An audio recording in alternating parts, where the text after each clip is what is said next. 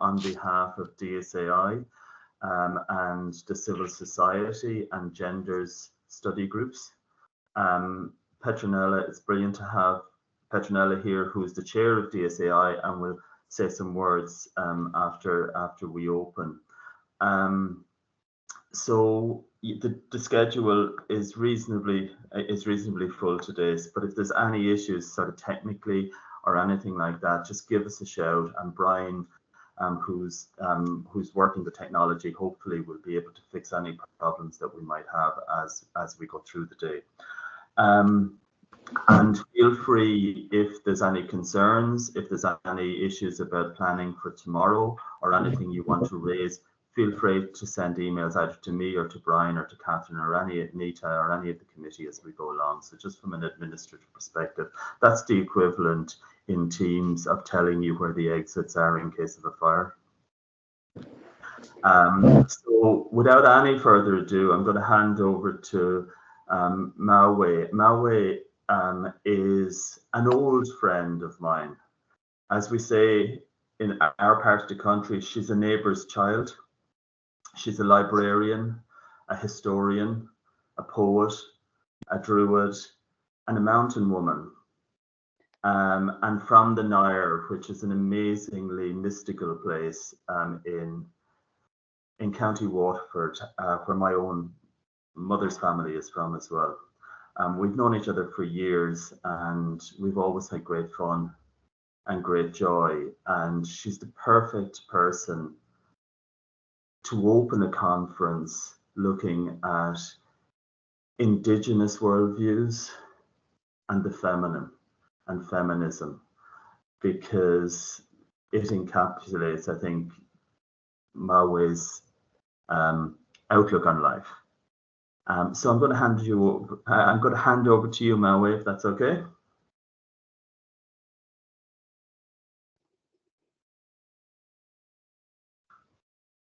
Hello, have we got you?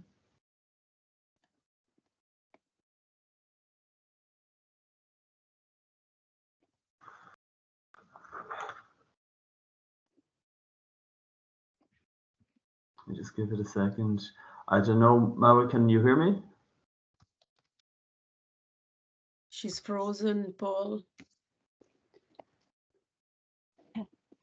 Yes, can you hear me?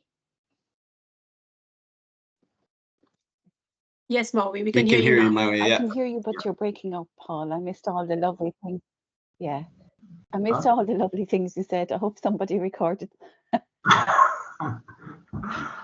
Are you ready for me? Yeah. Yeah, that's great. Okay. That's great. Okay. Yeah. Wheeler Breakers. So DAI Vacorda is Mission Mawie Barrett, Mawie Andree, and I'm very honoured to be your Druid celebrant here today. Kate Mila Falchroth. So when we delve into the depths of our history, a fascinating tapestry of mythology and legend is exposed. A complex matriarch is revealed, really, where the divine feminine is sacrosanct. And this pantheon discloses a gloriousness of all female deities. These goddesses have many aspects and incarnations. They personify a territory, for example, control fertility, control the seasons, control agriculture. Many were warriors, and all have a sovereignty, they're sovereignty goddesses. So as Paul alluded there, we live in a sacred landscape. Every parish has ancient archaeology. There are cairns and mounds and, barrows full of fia, souterrains, standing stones, stone circles, hill forts, ring forts, sacred wells, sacred groves. There even our lakes have crannogs. So each monument has a higher power, a deity or a druid association, and all are treated with extreme reverence. And this is innate in the Irish psyche. For in Éru's land, which is Ireland, we live amongst a people who are steeped in nature's wisdom. So it is incumbent on all of us to continue this legacy. So over the course of this conference, you will visit the Rock of Cashel, So originally the Rock of Cashel was on Riach the Moon, which was the seat of the Kingdom of Munster, the Kings of Munster. And the mere survival of this royal site was very dependent upon the, the grace of the goddess.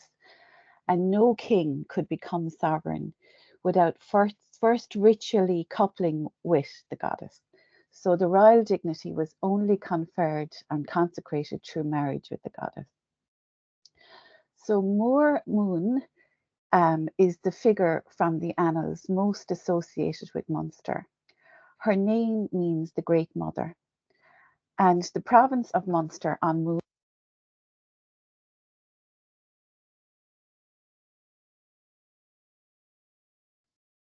Sorry, Mawie, you're muted there again. Did I press something now? Is that better? No, that's perfect. Yeah.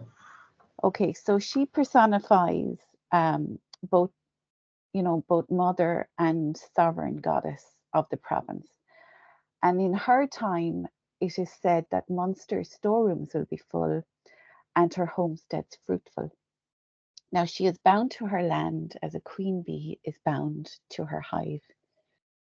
So Slieve na Man, which literally translates as the mountain of the women, rises up from my Fé Men, or the Golden Veil as we know it today. It epitomizes a sleeping woman. So she is, full bosomed, nurturing, and there's a cairn at the top, where the nipple is on her bosom. So the plain of the Golden Veil, which is Mai for plain and Fé Men. So Mai is the Irish for plain, and Fé Men comes from two words, Fé and Men, which were the names of the cows that Bridget owned. So Bridget is one of the most enduring goddesses. She's, last year a national holiday was named in her honour. So Bridget is one of these enduring goddesses from the Irish pantheon, that she is, Mary of the Gale. She's the ultimate mother goddess in the Irish psyche, really. So she grazed her cows on the plain of Fé Men. Now, she, of course, was the original Bridget was the daughter of the Dagda, who is the good god in Irish mythology. And he resided in Brunaboyne, which is Newgrange, and his son, Bridget's brother, was the guy called Bodarg, and he was the first king of Munster. So it is said that his burial site is the cairn on top of Slieve na Man. And there is another cairn on the northeastern shoulder of Slieve na Man. It's called Gauna, which translates as the fairy mound of the two calves, and it is thought that those are where Bridget's cows are honoured. And of course we know Nuair Yishin Mana Cuddleta Bogat na Sleva, so when sleeping women wake, mountains will move. The divine feminine's close affinity with the land are remnants of a captivating legacy, where beliefs and practices were deeply rooted in reverence for nature and the spiritual realms. The evidence of Indigenous respect for women, their roles as healers, leaders, mothers, and sovereign appointers presents us with a conceptual framework. One that challenges the Eurocentric and patriarchal structures of academia and enables us to articulate a lived experience. There is potential for achieving sovereignty over our environment and our bodies in ways that are conducive with our Indigenous experience, our resilience, and our freedom. Understanding the coloniality of our gendered lives, family dynamics, social arrangements, and political structures begins with confronting and interrogating a written history largely by and for men in positions of power. We tread a delicate line between an experience organised around ritual agricultural cycle and that imposed by imperial colonialism. We have much to glean from our ancestral heritage, much that we can bring to bear. We too will be ancestors one day, so we must effect change. Our Celtic ancestors divided the year into 8 seasonal celebrations that honoured the sun, the moon, and the rhythms of nature. One of the most significant dates was Bealtaine, the astronomical cross-quarter day, observing the midway point between the spring equinox and the summer solstice. We are in that very liminal time of Bealtaine now, and we celebrate the end of the dark half of the year and the coming of the light. It is marked to this day by lighting of a ritual great bonfire at Uisneach, which is considered the navel of Ireland, from which causeways led to the 4 royal sites of Ireland, and from which all fires were lit. So Cashel is one of the 4 royal sites of Ireland. So Galéir le Chéile, let us begin our ritual. And we will use the metaphor of lighting the fires of at Uisneach. So I'm going. So I have a fire lighting here. Tasmi le Shiakan gan Shiakan ni either ein ober a dhéanamh. We begin in peace, for without peace no work can be done. Gléim mór mún agus an bhríd tower solas agus imbas doing. I call on Mór Moon and Bridget and ask them to illuminate our way as we journey through this conference, that they may inspire us from source in thought and deed, and may we break new ground. Tar agus fáilte, hail and welcome.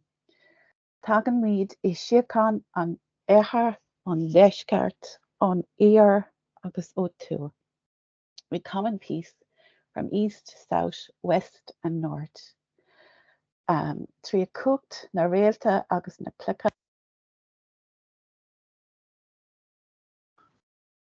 Mute again, Mawie.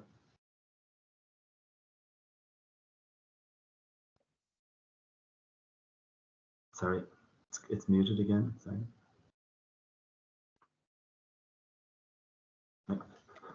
Trí cucht na réalt agus na cluiche. Trí cucht na talún atá hart aring.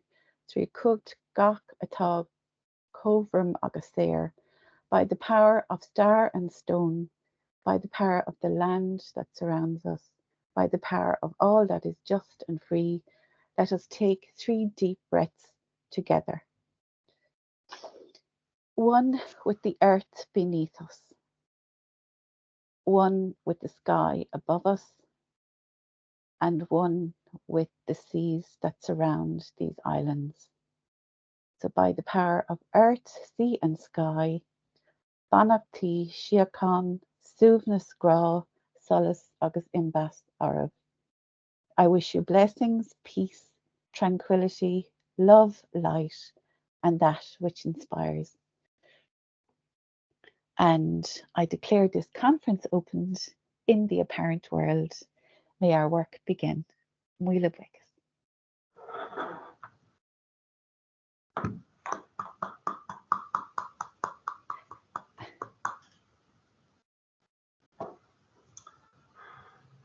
Thanks very much, Mawie.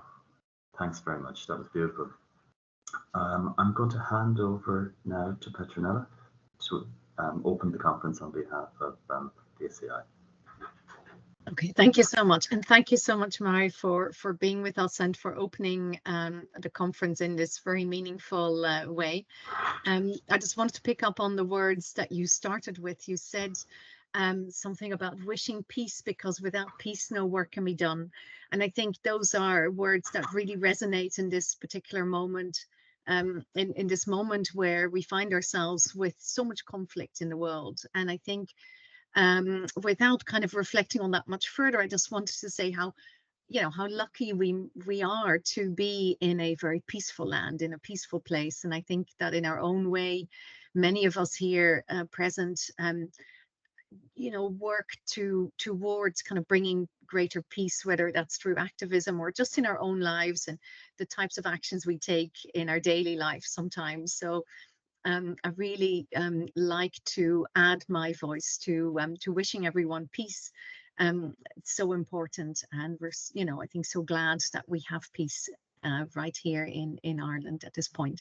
I wanted just to welcome you all to the DSAI Summer School. I'm really here very briefly to say a big thank you to Paul Keating and to Nita Mishra, who have both worked very, very hard to put this wonderful program together. We have a summer school every year, and we rely very heavily on the voluntary input of people who are associated with DSAI. Both Paul and Nita are conveners of different study groups, and volunteered to jointly, found within a particular meeting that there's a lot of overlap between the gender focus that Nita works on and the community development focus that Paul works on. And it's wonderful that they have come up with such a great program together. I also really want to thank Catherine Corcoran of TUS, who's a DSAI steering committee member, who was one of the people to sort of first also volunteer TUS as a site to hold the summer school. TUS was the host to the summer school 2 years ago, and we're delighted. And a big thanks to everyone of TUS who's helped put this event together. And I look forward, and I think all of us probably look forward to being there tomorrow to continue with the workshops that we're starting today.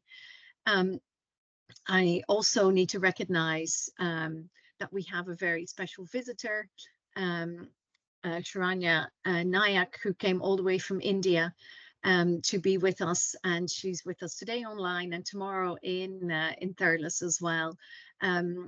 Her travel to Ireland was made possible by the European Association of Development Research and Training Institutes, EADI, of which Nita is a vice president, and she secured funding to make sure that we could have an esteemed visitor all the way from India to be with us here. I want to thank everybody else who is giving their time today and tomorrow. Many people are here on a voluntary basis, contributing to this summer school, learning from each other. And also I want to extend a warm welcome to all of the students, for whom we're really here. This is a summer school focusing on students of international development who come to our summer school every year. And I remember when I was a PhD student, I also attended DSAI summer schools, and they greatly enriched my my learning and helped me to shape and to steer my own research when I was working on it. So a warm welcome to all of the students who are joining us here today. I won't keep you any longer. We've got a fantastic program ahead. I wish you all a wonderful time, both today online and tomorrow in person, for all of those who can be with us. Thank you all for all the facilitators as well who are joining us. It's going to be a wonderful time. Thank you so much. Thanks, Pieternella, and just to sort of reiterate, and thank you as well for all your support in terms of making this happen, and from the committee in DSAI. So without further ado, as they say, I'll introduce our keynote speaker, Sharanya, solidarity worker with the Pieterse peoples. I'm really apologise if my pronunciations aren't accurate, but she has spent a lot of time working within that community on solidarity work, on community development, and has a lot of first-hand experience in terms of working with women in particular and their empowerment using participatory techniques. I'm really delighted that she was able to come here from India, and really appreciate the time that you've taken, not just in terms of taking you away from your work, but also the time it takes to travel and to acclimatize to such a long journey, and we really appreciate that. And we've in many ways built our conference around your participation, our summer school around your participation. So we're going to work you enormously hard and have to apologize for that in advance. But with that in mind, I'll hand over to you, Sharanya, and give you the floor.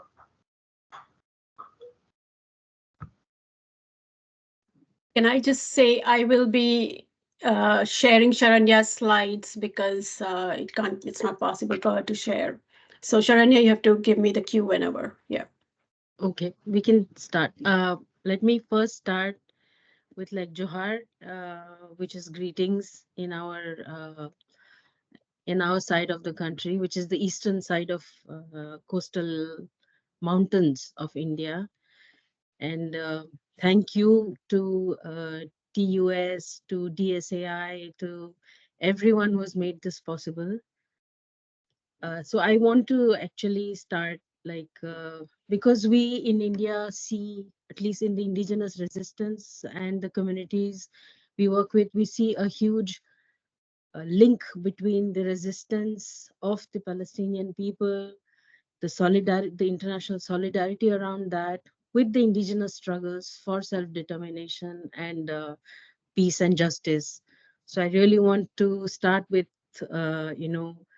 to salute the strength of the people of Ireland and its government for actually firmly standing with Palestine. Yeah, and yeah, next. When I first heard about this school and the theme, I thought that it was an opportunity for me also to look deeply into my own personal journey of decolonizing myself, because I really want to say that, I'm here not because I'm indigenous. I come from a privileged upper caste class. And for me, the last 25 years of working as a solidarity community activist with indigenous communities has been also a journey of decolonizing myself. And I realize over the years that it's hollow if we talk about decoloniality if we cannot practice. So the personal is political was a very important understanding for me, which I learned from the communities that I worked with. It was challenging my own privileges, challenging the social capital that I come from, being born into a wealthy upper caste, upper class community that has actually been oppressing the indigenous people in the region that I live in. So it really meant challenging myself, my family, the social privileges that we are all born with. And that strength to do that came because I lived in a community. So the community is the strength, and the community was the journey of moving from being brought up in a colonized culture to decolonizing myself, challenging myself. Next.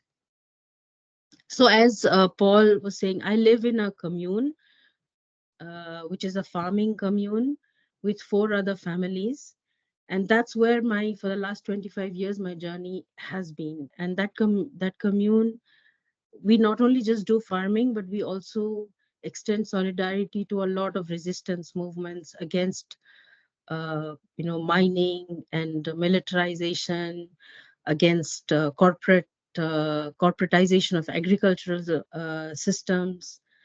So when I say like the journey from coloniality to decoloniality in community work, it's what the first lessons, the first thing that we learn is that it's the community. Like I said before, every Adivasi community has actually been able to, challenge the internal colonization. So when I went from my academic education, I went into community work.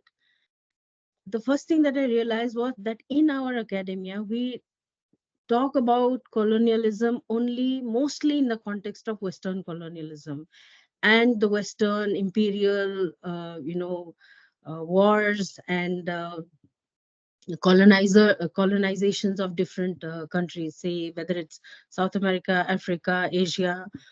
But when I went into community work, I realized that it's not just about the Western colonial imperialism, it's also an internal colonization. And that's when one of the Adivasi leaders, we were working with, he told us that, it's the Mr. White and Miss White who left, and left behind the Miss Brown and the Mr. Brown. So we have not really been freed. We have not been decolonized. The country may have got independence from British colonialism, but it's an internal colonization, the settler colonization, that continues to oppress and to marginalize indigenous communities. Because in the Indian social structure, the indigenous communities at the lowest social, social, political, economic hierarchies that exist, and their struggle has been against not just the Western powers that exist in their communities through multinational corporations, multinational mining companies, but also the internal settler colonization, which happens through land grab, through religion, through various other forms of colonization processes. And one of those processes today is development. The next.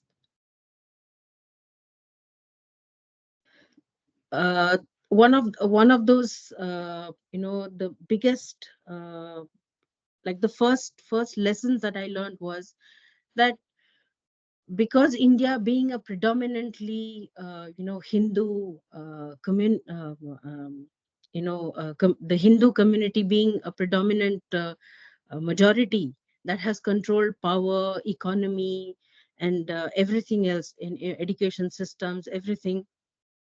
I realized that over the years, the struggle of the Adivasi community for their own identity, for their own religions, their culture, their language, to be recognized, has been a huge struggle that has mostly been, that has mostly been obstructed by the Hindu nationalist project of the, the Rashtriya Swayamsevak Sangh, or the RSS, which is, they use, what really struck me was that the Hindu nationalism has also been using decoloniality. So when we, in the indigenous community, when we talk about decolonization, we have to be very careful, because decolonization by the RSS or by the Hindu nationalists also talks about, nationalizing the economy, nationalizing the religion, nationalizing the linguistic, majorities. And it basically talks about, programs like Make in India, which talk about, the national pride of manufacturing within India. But that decolonization is hiding or is oppressing the fight of the indigenous communities to challenge even the Hindu colonization. So two of my very good friends, Santoshi Markam and Lalsu Nogoti, both are indigenous community leaders. From their quote, if you can see, what you would understand is that every system within India, has been, whether it is the courts, where Lalsu Nogoti is a lawyer, and he has been fighting against in the court, saying that when you are arguing about justice, or when you are when we are fighting a case in the court, why are we not able to, present uh, our positions, our evidence in our own language? Because you run the courts in your language, we have absolutely no, we are not heard, and our evidence is not considered as evidence. And then he also goes on to say that, even in my own community, the moment an indigenous child is born, their religion is automatically registered as Hindu, unless their parents are, recognized or have converted to Christianity. By default, every indigenous child is recorded as Hindu. And this is something that the Adivasi communities or indigenous communities mostly in central India, have been taking up very strongly, that you have to allow the system, the constitution has to allow indigenous religion its own due space, political, cultural, social space, recognition, which will give the indigenous movement a huge push towards decolonizing the whole idea of religion. Santoshi has been, brought up in a community where she has her first schooling within, from class, like, I don't know how it is in Ireland, but from class 1 to class 10, we call it the primary and higher secondary schooling. In throughout her 10 years of education, she was studied in a school that did not allow her to speak her own language. Talking to her reminded me of what happened in Canada, America, in Australia, where indigenous children were indoctrinated into a different worldview altogether in order to colonize, or in order to create that monolithic idea of who the Indian is. And so it took her a long time as she grew up and went into community work. Just like me, when she went back from her school to work with her community against a military camp that was coming up on her village, she realized how deeply Hinduization, or how education uses its welfare service in order to instill a mono identity, or a singular identity on all indigenous people, thereby suppressing the diverse languages, cultures, worldviews, knowledge systems that existed among indigenous communities. And that we understand as the flip side of decolonizing, where even the Hindu nationalists talk about decolonizing, and the indigenous communities also talk about decolonizing. But there is a huge difference. There is a political agenda, underlying both these processes. Next.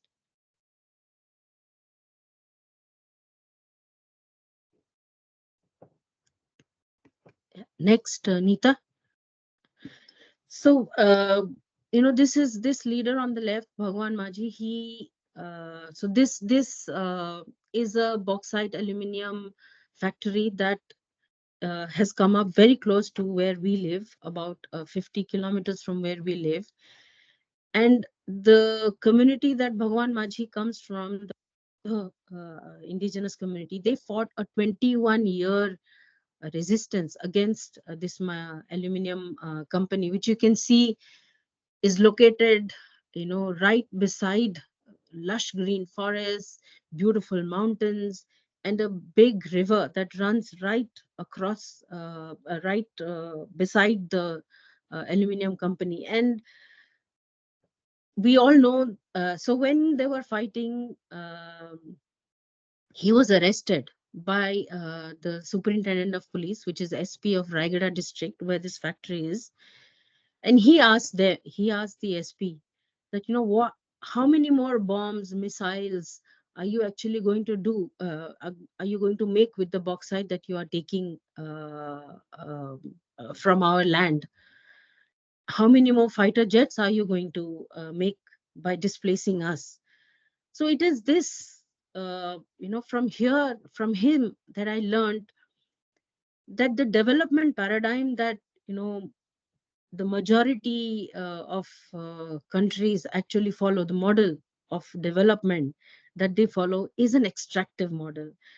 And it is this extraction that is challenged with every resistance that an Adivasi indigenous community does against not just a factory, but against religion, like I explained before, against the education system, which I will talk about later.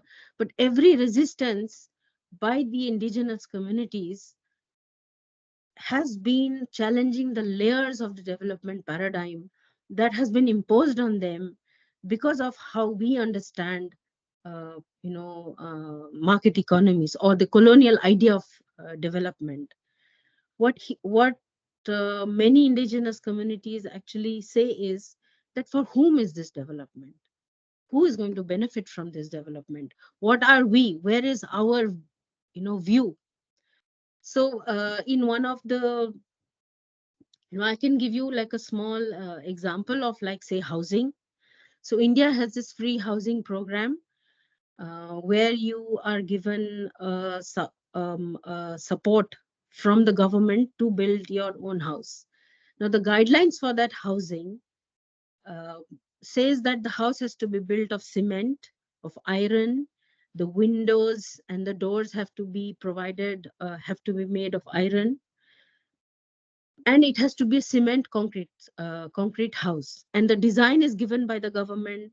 The foundation is laid of brick and cement and mortar.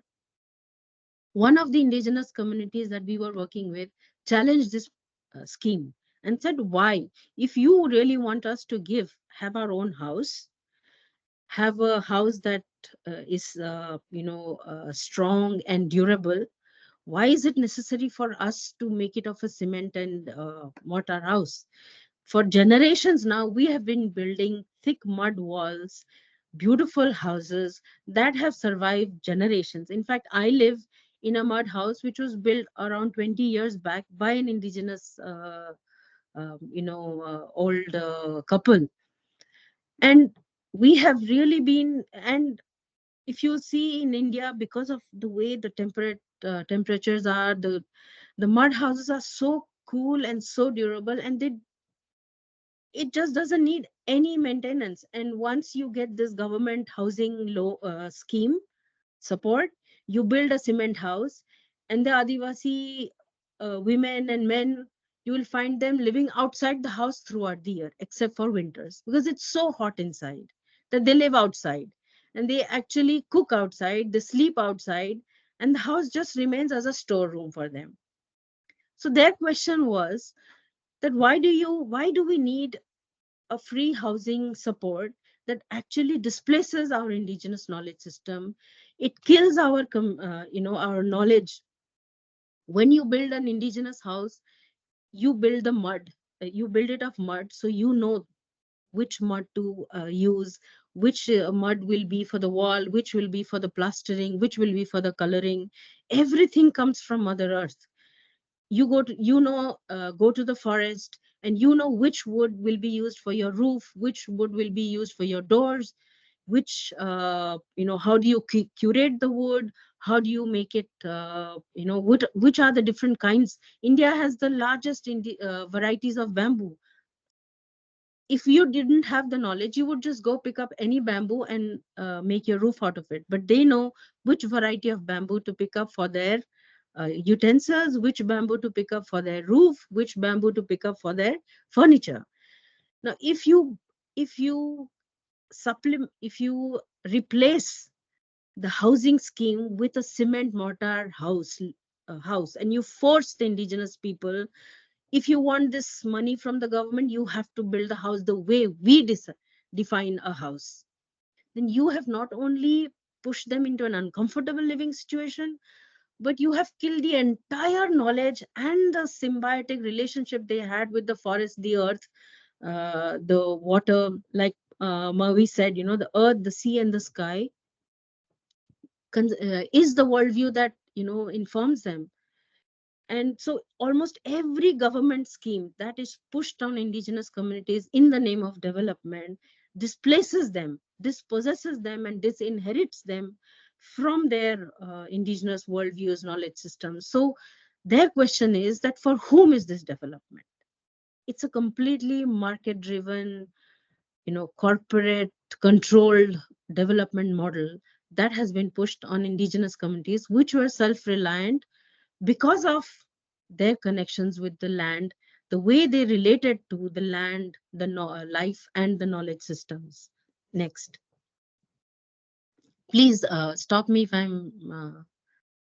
Yeah, so what I also wanted to, like, through these two pictures, wanted to show. The one on the left is the women who have pick up leaves from the forest, which are called tendu, which are actually used dried and bought by the government of India, and you get, I don't know how to convert it into euros, but like you will get around 10 rupees for a bundle of 100 leaves. And to collect those 100 leaves takes them at least, say, an hour, which they forage from the forest. They dry them, and then the government agent comes to count these leaves, and then the payment is made to their bank. Now, why I want to bring this example is that they spend so much time in the forest, and this is one of the major sources of income for all indigenous women, especially because this plucking of leaves, drying them, bundling them and selling them to the government agents is done only by indigenous women. So they know the forest, they know when to pick up those leaves, how to dry them, how long to dry them, how do you bundle them. But these two women, when I met them, they had not got the money for their leaves for the last 6 months. And so they were telling me that why does the government have such programs where they assure us that they will buy the leaves from us, but they cannot assure us when they will pay us. Or on to the left, this is an investigative reporting that was done for a newspaper magazine called the Reporters Collective, where we also did a fact finding on this thing, where the government of India provides 35 kilos of free subsidized rice to every indigenous family.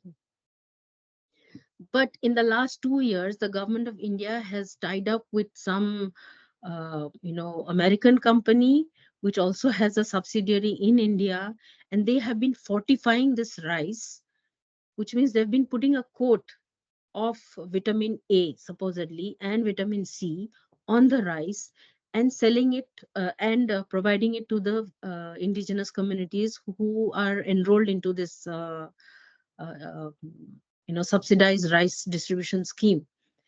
And when we went to around 10 villages, and we found in every village around 10 people had died after consuming this rice provided by the government for the last 3 months. They had similar symptoms: swelling of the legs, swelling of the hands and face, rashes. Thank you. Rashes, and then they had high fever, and then they just collapsed. So this symptom we found across, and our findings were corroborated by the Reporter Collective's this article. And these things were raised by the primary health centers running in indigenous regions, that this rice is not safe. This rice has not been studied for its health impact particularly, and majority of those who died in the villages that we visited were children and women. So you have this development model which is thrust on you, which is only meant for you. This modified fortified rice is not sold in the market, is not eaten by the privileged classes and castes, and it's dumped on the indigenous people in the name of providing welfare. So that's when the indigenous communities are saying that welfareism is not development.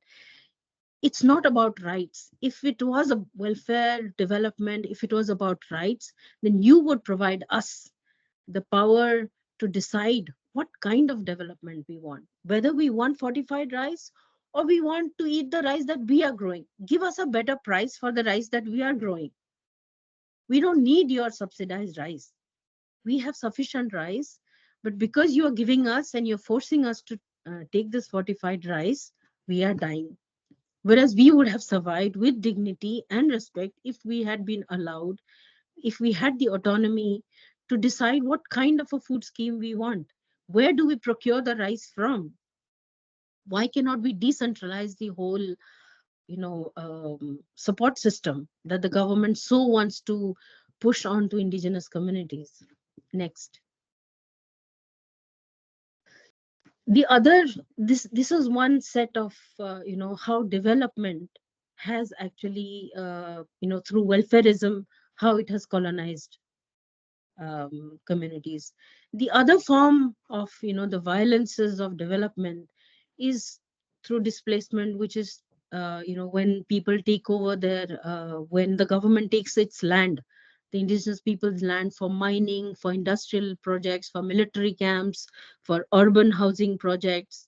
Indigenous communities that live just around urban centers have been facing this terrible, land grab that has been happening in the name of urbanization, in the name of militarization.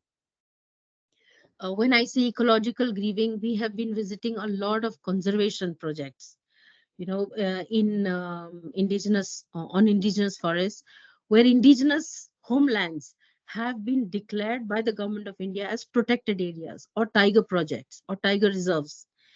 And the whole Western colonial idea that human animal coexistence is not possible has resulted in indigenous communities being evicted from their ancestral homelands in the name of conserving tigers, elephants, cheetahs, and wildlife. And they have been dumped in colonies.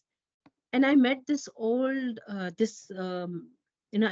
been meeting several families here who talk about how their elders have just withered away, sitting on a on a stone, looking towards the ancestral home, and for days on end grieving the loss of their connection with the forest, the loss of their connection with their land, the loss of, and they have just withered away. One of the mothers I met, she said her grandmother for 15 days sat on a piece of stone looking towards the forest from where she was evicted, and she just wouldn't eat. She kept crying and singing about her life inside the forest. And after 2 weeks, she just died. And she told me, my mother withered away. We read about ecological grieving.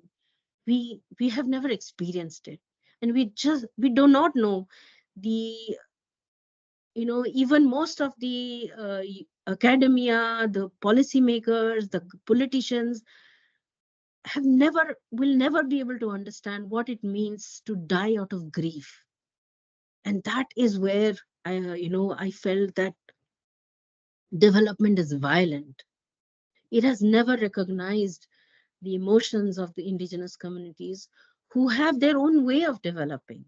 But we have never recognized that. We have, colonized them through schooling. And one of the biggest projects of colonization today, which is funded by arms and mining industries, is the colonization of minds through schooling. On the left side is this big, huge Kalinga Institute of Social Sciences, school for indigenous children in an urban area, which is located 600 kilometers from the indigenous territory, where children are brought in through government schooling programs at the age of 5 or 6, and are not allowed to go back to their homes, not allowed to speak their own language. Their hair is cut, their ornaments are taken down. They are forced to wear, uniforms, and the entire diversity with which they would have grown up in their own homes and in their communities is, they are disinherited from this. And we call this the factory school. So Kalinga Institute of Social Sciences is the biggest factory school, which is housing around 30,000 indigenous children every year from class 1 to university. They provide, and they say from KG to PG, we provide free education. But at the cost of what? At the cost of colonizing their minds. And that basically this school, we have done a lot of campaigning for around against this school, and we have used the Right to Information Act to unearth where is the funding for running this school coming from. And believe me, it comes 80% of it funds comes from the government of India. 50% of that 80% comes from the government of India and the government of Orissa, and another 50% of this 80% comes from mining companies like Vedanta, Adani, ArcelorMittal, and so many other mining companies. And so you see a very deep link of this extraction education, what we call, where it's not just an extraction of the resources from the lands, but it's an extraction from the indigenous children's minds about their own identities, their cultures, their languages, so that they can be, their consent can be manufactured. The other, on the right side, you see this is a village council meeting, which was conducted by the government of Orissa to take consent as per the law from the indigenous people for a mining project. Now, if this is supposed to be a democratic development process of taking consent, if you see at the back, there are paramilitary forces, there is the Indian police forces, and it's not very visible, but it also has the company officials. Why are they in this village council meeting? With, if you can see at the far back, I was there. Me and my friend, we have taken this picture, and we were there, and we were not allowed to sit in the meeting. But there were around 500 police and paramilitary forces which were stationed around this village for the last 3 days before this meeting happened. So manufacturing consent doesn't just happen through colonizing of minds, but also happens through colonizing of their agency, where you supposedly provide them the space to say yes or no, but do they really have the space to say no? If you have surrounded their village with 500 paramilitary police forces, and for 3 days you haven't allowed anyone from inside the village to go out, and then you conduct this village council in the name of development, in the name of consent, then it is a manufactured consent. Are we really ready to challenge this? Next. We might have 3 or 4 more minutes, if that's okay, sure. Okay, yes.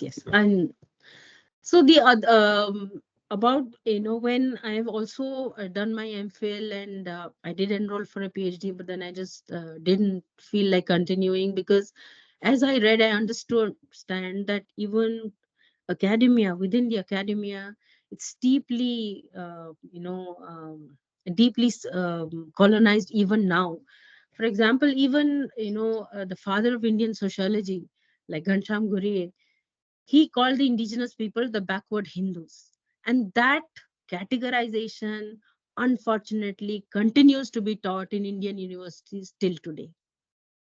In fact, Patrick Geddes, who is also considered to be one of the fathers of the urban sociology in India, has actually played a very important role in establishing, Zionism in Palestine.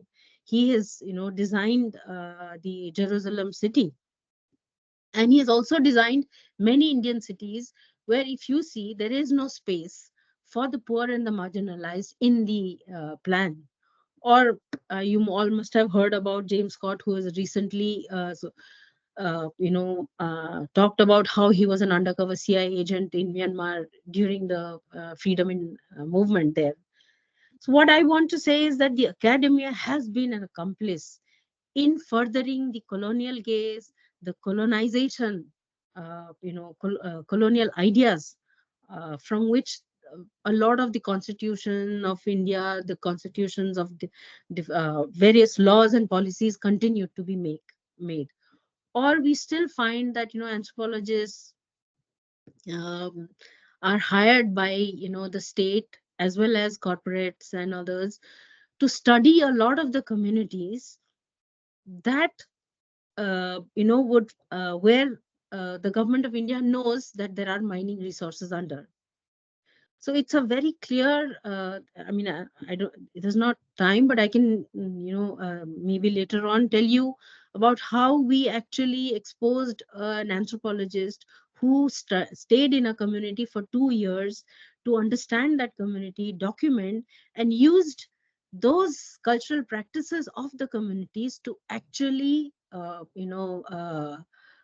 pass on to the government of India and the military to design the counter-insurgency strategies to repress the resistance of that community against that mining project. And I don't know, we do not even get into the question of funding, questioning the funding of researchers, where in India, a majority of the anthropological research is being funded by arms and mining companies. We have document evidence, which we have gathered through the Right to Information Act, which has exposed this. I can talk about it much later.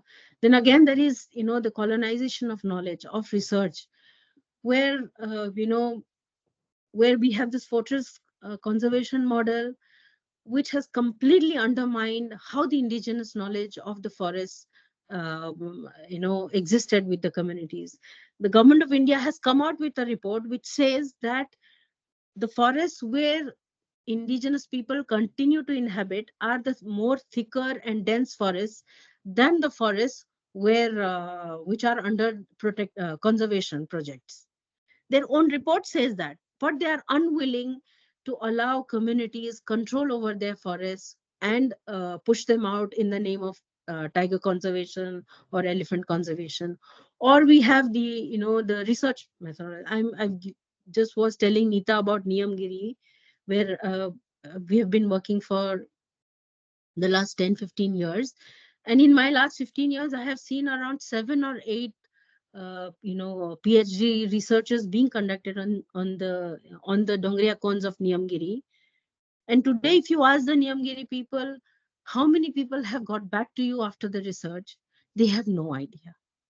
They have no idea what happened to those 15 people who came and spent time, to whom they shared their stories, their knowledge, took them around the forest, the hills, shared with them every little detail about their lives.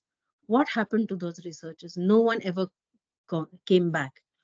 One of the elders of the Dongria Khons in Niyamgiri, he one day asked me that if somebody is doing research, who is examining their research? So I said, some professor in the university. He said, but if they are doing research on us, why are we not a part of the examining, supervising team? Why don't we have a say whether this research is actually the right representation of what we shared? How will someone sitting in a university know what the researcher has written about us, how true it is or how manufactured it is? So I really want to use this space to say that academia has always undermined, knowledge, what do you say, non-formal knowledge systems. Can the academia or, guiding PhD research actually see an Adivasi elder as one of the supervisors? Can we challenge our systems, our academic systems, to actually talk about why can't an indigenous elder be an examiner? Why can't an indigenous elder be a supervisor, a guide? It can be a team of guides in which we can actually talk about having a professor from the university and a professor from the community. Every indigenous elder is a professor. Can we provide that? And that would really be, a true spirit of decolonizing research. The others, again, the thing is about reversing the gaze, analyzing things from the ground, challenging the narratives and the systems that undermine people's, autonomy, because that's where the power lies. That if we are talking about decolonization, we need to challenge power in academia, power in governments, power in corporations, power in communities, power in society, our own power and privileges. Without that, we are not really going anywhere with decolonization other than it being, written in books and articles. Next. Yeah, this is just like one of the examples that there is this, every year the government of Orissa conducts this Adivasi Mela or a tribal fair, where they make these paper cutouts of indigenous people, and you can stick your face into that, you can see the hole in the space, and you can take photographs. Is that what we have reduced indigenous communities to? How can we call ourselves developed, modern? I don't know what we call ourselves, but we are just reinventing the colonial gaze over and over and over again. And we need to dismantle this. And this is being, um, like it has always been handmaiden of power to justify the injustices through which this Adivasi Mela is actually, designed and funded by the Tribal Research Institute of the government of Orissa, which is supported by the anthropology department of the government of the university, Utkal University, Sambalpur University, and Berhampur. 3 universities, anthropology departments, along with the Tribal Research Institute of the government of Orissa, conduct these fairs year after year. This is just one example that I'm giving you. And we have reduced indigenous communities to, these melas are like human zoos. So what I want to say is that, we need to redefine development paradigms using the indigenous knowledge systems, how they see their interconnectedness with land, life, and knowledge systems, where everywhere, women, whether it is in resistance against a mining project, the 3 elder ladies there are the shamans of my village, where they are the ones running the community, rituals and worship, or the small girls in our commune who are learning along with the elders on how to practice their indigenous way of life and knowledge systems. Next. So I just want to dedicate this, you can read this poem later, but Abhay Khaka was one of the first indigenous scholars who came and lived with us, and he challenged us, he pushed us. It was his contribution. So I want to dedicate this, lecture, this talk to his memory. And he died in 2020 of not COVID. COVID had just broken out, but he died of a heart attack. And he actually died of grief because he was persecuted by the Indian upper caste academia, despite having a PhD. College after college did not give him a job because he kept raising questions about the way Indian academia, especially anthropology, was being practiced. And because of that, he didn't get a job. And, he died a very sad person. And this is one of his poems where he talks about the decoloniality. Johar, thank you. Sorry if I overshot my time. No. Sorry, Sharanya, that happened by mistake. Sorry. No, it's okay. I mean, it was good because then I would have ended. Sharanya, thank you very much. I'm absolutely inspired. That was really moving, and I didn't intervene because I think it was just important that the story is told in its completion. But the only downside is we won't have time for questions right now. Okay. Paul, can I just quickly summarize and just thank Sharanya So thanks, Sharanya. Sorry, I should have introduced you, but there was not enough time. But I just wanted to say there were some very powerful moments in your talk, which I obviously have not heard before. But you were definitely the right person to have been invited, and which I had heard Sharanya first and last time in 2013. In Koraput, in those remote areas where only a motorcycle can go when it rains, especially in the monsoons. But I was thinking of those very powerful moments that I think were in your talk were, the extraction of minds, of young minds, or the colonizing of agency, or when you're talking about research, ethics in research. We hopefully will hear a little more about it tomorrow. It kind of reminds me of Pink Floyd's Another Brick in the Wall when you talk about young minds.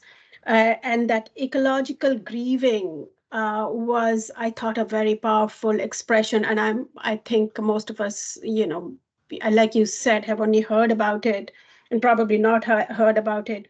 But I think the key thing to take away was there are different levels of colonization, and I'm glad you started with that. We always say, oh, Western Europe, but we're talking about the national versus the indigenous, and even in that, what is the national and what are the state levels and regional levels. So thank you very much. So Paul, if anybody wants to put in a question, shall we say that you put it in the chat and we come back to it later, or maybe tomorrow, or later in the closing session with Catherine? I think that you're absolutely right, Nita, and we'll have an opportunity to meet Sharanya tomorrow. So there's 3 different occasions in which Sharanya will be sharing her story, and so we'll have a lot of opportunities to interact. I'm just really conscious. Thank you, Sharanya. That was really fantastic. And do keep your questions, and we'll have opportunities to ask them either later today or tomorrow. I know. Thank you so much.